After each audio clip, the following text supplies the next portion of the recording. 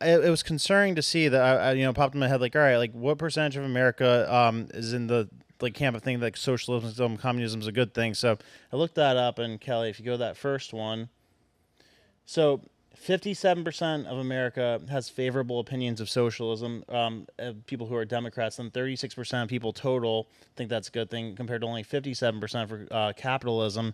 But the concerning thing about this is that there's really not a huge difference between socialism and communism. And then it's like socialism is basically a step in the direction of communism, and it always ends up in communism. So the next chart will show. Who was it that said the end goal of socialism is communism? I thought it was that is a quote. Is Marx or the guy with the beard? Engels. But what's the what's the Lenin. difference between the two? If one, it's like almost an incubation phase. What's the difference between socialism that turns it into communism? Exactly. So, socialism has limited private ownership. Communism has no private ownership.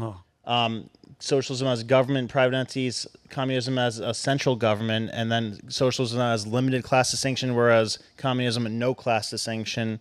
Then socialism production of social needs, societal needs, and then communism production of basic needs. So basically, private ownership, it's like you're partially not allowing private ownership in socialism. Then in communism, you have no private ownership, so the government owns everything. They control all the means of production, which is why in the last 100 years, communism has killed 100 million people, more than all the wars combined. Jeez. 45 to 50 million under Mao's cultural revolution. I was just gonna say Mao was the leader. He's the biggest Stalin. mass murderer, isn't he? Yeah, and Stalin. Of his own After people. Stalin. So more Russians died because of Stalin's leadership, just by them fucking up their agriculture and then having firing squads, than the entire World War I and World War II combined. Wow.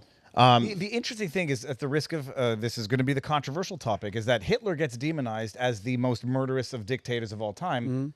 And he ranked not even third as far as murderous dictators What a go? loser. No, it's like it's a weird thing is how the Soviets and the Allies won World War II and then get to write the history books. Yes. And so in some sense, even Mao's number one is not very well known, and it's a very curious thing as to why Hitler. There's no excusing. You're dealing with dictators, but if you go by numbers, it's he's a distant third to Mao and Stalin. Yeah, Well, one wasn't. Yeah, go ahead. Because I'm thinking about Brandon. I'm sorry. Because like people always call Trump Hitler. They should be going Mao. Yeah, they yeah. should be calling him Mao if they really want to go for the gusto. No, they have to take off they their like Che Mao. Guevara shirts. If Yeah, they identified that Go fact. ahead, Brandon. No, yeah. So I mean, I think the thing that with that is that one was an accident and one was intentional. So Hitler intentionally killed all those people. Then Stalin and Mao, they were just had such bad policy ideas. They accidentally had 100 million people die. Well, I saw this one letter from this communist named Herbert Marcuse. He was a big-time critical theorist in the 50s, and he wrote this letter to this conservative philosopher.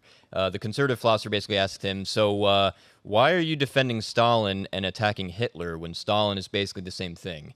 And he replied to him, well, Stalin at least has the ideas of humanity in mind. So even though in practice it is destroying humanity, it has the ideals of humanity in mind, whereas Hitler has the bad intentions, so he's more evil, even though the other guy is killing more people. It's an amazing thing. Like that is the distinction. You say Hitler targeted a specific group of people: Jews, blacks, gypsies, handicapped. Where Stalin, it was just everybody. Except you get the Ukrainians who come in and say that's not true because a targeted starvation is just mass murder with a different means. It's not gas chambers. It's literally confiscating food and people going dead. But again, we're dividing by zero when we're trying to compare evils here. Yes, Stalin also had a purge against the kulaks, who were basically wealthy peasants. It sounds like an oxymoron, but there were, some farmers who were doing better than others and they owned more land. So he literally gave permission to the poorer peasants to go after them and murder them. And throughout the whole countryside for like a decade. And then they all starved to death. The wealthy farmers who actually knew how to farm were being mass murdered, and then everyone starved to death. South Africa 2.0. Well, I guess South Africa is that 2.0, but on Zimbabwe. a smaller scale. Exactly. By the way, I meant to ask, like the question before answering that poll as to how many people support socialism versus capitalism. I guarantee you they couldn't define socialism. Yeah, 100%. No, and I mean a lot of them wouldn't even know that's different than or what the difference is between socialism and communism, because even if you go on like Investopedia, it'll be like, theories say, or there's like not a lot of clear distinction. So it's a very obscure thing that definitely the vast majority of people can't name, which is very weird. Yeah, like is it foggy on purpose, or is it set up to be a stepping stone in the direction of communism? Which I think that's the case. Yeah, I mean, it's so weird how one of the biggest topics and ideologies of the last 100 years that determined the last 100 years of world history. No one knows anything about, and no one can give you more than a paragraph of information. And what the hell is with that? Yeah. Mao's Cultural Revolution, what's amazing to me is like I'm sort of learning more about it now. It wasn't 100 years ago. It wasn't 70. It was like in the 70s. Late 60s, early 70s. Yeah. Wild. It was after the Beatles. and people talk about it now, and nobody listens to them. And I mean, it's treated as far off and obscure as North Korea, but it was mainstream, barely. And a story that stuck out in my head, I was listening to Alex Jones's book, The Great Awakening. Yeah. And you know what kind of freaking evil person Mao was? Dude. A kid, I think like 8 years old, maybe a little bit younger, maybe 8 years old, Rob, this is crazy. He stole a piece of food, I don't know, grain of rice, whatever the hell it was, handful of grain. They made the father, they put guns on the father.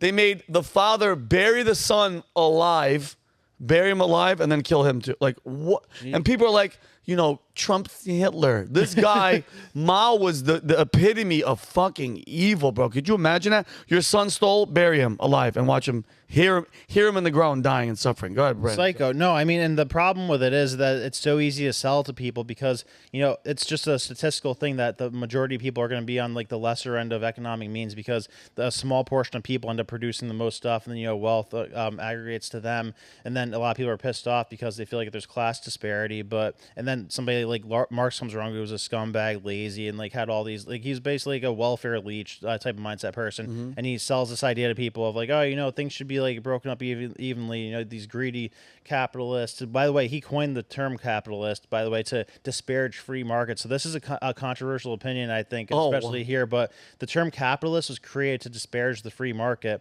because if you go to the next slide, I think you could skip one or two. So I don't believe... That's it? Yeah, so this says how Marx originally coined the term. The name capitalism is well established by now and has been adopted by even the Friends of Individual Freedom. The term was initially used as a pejorative free market economics, coined no less than the enemy than Karl Marx and his friend Friedrich Engels, but slowly has become a term of appreciation of the multi-historical process that is delivering achievements in human well-being that even the blindest dogmatic. What? So he created an easier way to criticize the free market, which the free market's the thing that we should really be fixated on because that's the best way to have a good economic system. Of course. So if you this one, could you zoom in a little bit possibly? Which one sounds more like what we have today between these two? So the first four, they start the same. An individual has an idea, an individual forms a company and makes a product for the from the idea. Consumers give the company money for the product. The company becomes successful. And then here's where it differs. In capitalism, someone else has a better idea, creates a better product. In corporatism, the company uses its wealth to manipulate the government into giving it more power through tax breaks, regulations, etc. Oh, weird. In capitalism, consumers give their money to a new company to get a better product. In corporatism, someone else has a better idea and creates a better product. Consumers are forced to continue buying the old product. The most corrupt and manipulative corporations make the most money. I think we're in corporatism. I think so too. Oh, it sounds weird. Well, it's effectively describing. I would call it more like crony monopolyism because it basically it's what happens when certain companies get too powerful and can control the markets instead of being impacted by them. Right. So we don't have a free market right now, which is why we have like just a big five of companies in each sector. So we like the military-industrial complex. We have 5 companies that dominate everything, and they could price gouge the shit out of Congress, and we paid double the money that we actually should for military contracts. Same thing with pharma.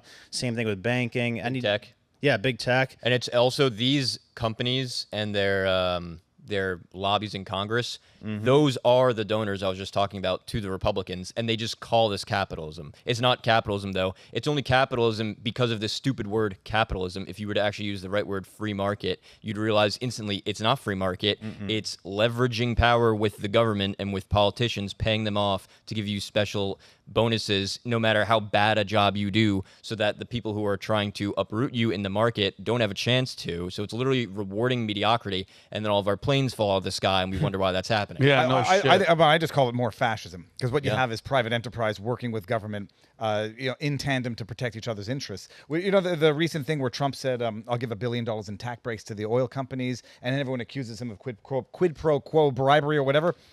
How many hundreds of millions does the oil industry already use for lobbying the government currently? I mean, what it is basically. It's an attempt to maintain power and now accuse anybody of doing what they're actually doing in real time. Yep. But crony capitalism. That's pure corruption. All corruption. No, and that's the thing that's screwing everything up. And I mean, people are blaming capitalism or blaming the free market, like that. So people don't even have the right idea of how the economy should operate. Because if it was a true free market, then if a company was shitty, it'd be whittled away at over time by new competitors. But people, places like Google or Boeing, whatever, they're able to use the government, weaponize the government against their competitors with regulation and laws and all these tax things that just knock them down. And by the way, Scheinbaum, what she's doing, she nationalized an oil company and is going to use the profits of that oil company to fund the welfare state and basically make her more electable by the same socialist voters time and time again. This is the end game of monopoly. It's you get so big that you become integrated with the government, and then the government uses you as basically a piggy bank to win elections forever, and that's communism. Well, people did say in the early stages of COVID that the end goal of COVID was communism, or it is communism in play. I mean, what did they try to do with the moratorium on rent? They effectively tried to nationalize private property. Nothing short of that. But for the grace of God, there's a Supreme Court that sometimes does the right thing in America. I mean, COVID was the mass implementation of communism in free Western societies by nationalizing private property and by basically putting everybody on some form of government house arrest control and owning the bodies of the people. So our government, Dave, would want nothing more than for us to go, all right, guys, listen, here are all of our guns. Please, if we asked for that type of shit, they would do it in a heartbeat. In a heartbeat. Yeah. You guys decide for us, all income, there'll be no rich, we'll give you guys everything. Please take care of us. That's what the hell they would do. You don't think that if we gave our government our guns and gave up our rights, you don't think they would take them? Yeah, no. Are you fucking crazy? Tens of millions of people would die. Guys, take the guns. No, we don't want to bullshit. We'd be China in 10 years if they did that. Oh, 1,000%, bro. That's why when people from England talk shit, I go, listen, bitch, because they want to take the guns. I love getting into it with people from England. I don't know, did you see the Piers Morgan clip? That I was on Piers Morgan? Yes, but remind me. I'll show you. There was it's a recent one where a blonde chick gets on there and she's from England and she's talking about this and Trump. And I was like, where are you from? She goes, why? You want to come get me? You want to come? I go, no, bitch, this is America. I wish I had the time to be like, if it wasn't for shit like the Second Amendment, I'd be speaking with your accent, bitch. I go, we don't. Not just that. You just remind her, like, don't you live in the country? I mean, Scotland is part of the UK. Didn't you live in a country where they just jailed somebody because they taught his dog? He taught his dog to do the salute. Yeah.